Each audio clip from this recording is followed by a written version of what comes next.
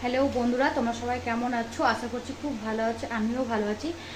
তো তোমাদের কাছে একটা নতুন নতুন না রেসিপিটা, যেহেতু তোমরা অনেকেই খেয়েছো আর রেসিপিটা আমার খুব ভালো লাগে, তোমার দাদা ভাইদেরও খুব ভালো লাগে। তো রেসিপিটা তোমরা দেখো। রেসিপিটা হচ্ছে পটল পোস্ত। নিরামিষে বেশ জমে যায়, কিন্তু পটল পোস্তটা কীভাবে আমি বানাই তোমরা কিন্তু দেখো। তো তোমরা দেখতেই পাচ্ছ আমি এখানে পটলগুলো বেশ গোটা গোটা ছিলে নিয়েছি, আর হালকা হালকা করে একটু কেটেও নিয়েছি, তোমরা বুঝতে পারছো। তো এটাতে এখন আমি একটু জাস্ট নুন অ্যাড করছি, আর তোমার কি যেন বলে একটু হলুদ। তো হলুদ দিয়ে এটাকে বেশ ভালো করে মেখে নিলাম, ঠিক আছে।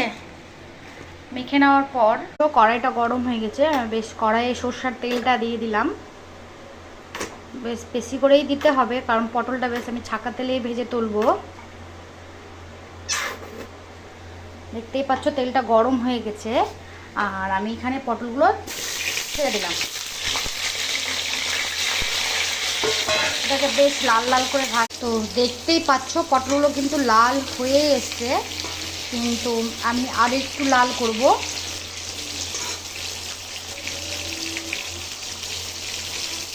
মধ্যে আমি কি কি দিই দেখো বন্ধুরা।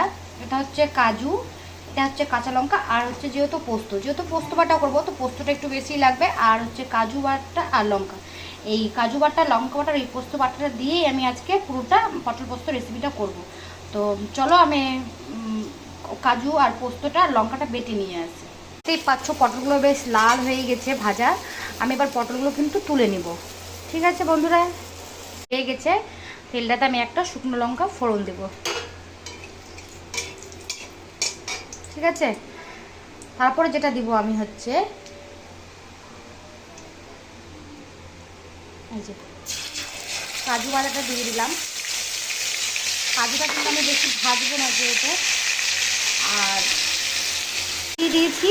আর কাজু বাটাটা দিয়ে একটু জল দিলাম, জলটাতে তোমার কি বলে একটু নাড়াচাড়া করব। এর মধ্যে আমি একটু অ্যাড করব লবণ আর হলুদ।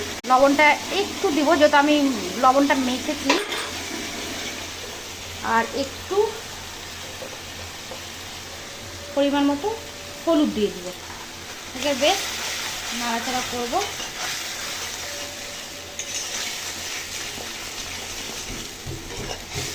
যেহেতু পোস্তটা দিয়ে আমি বেশি ভাজবো না, কারণ তোমরা দেখতেই পাচ্ছ বন্ধু আমার পটল পোস্ত কিন্তু রেডি।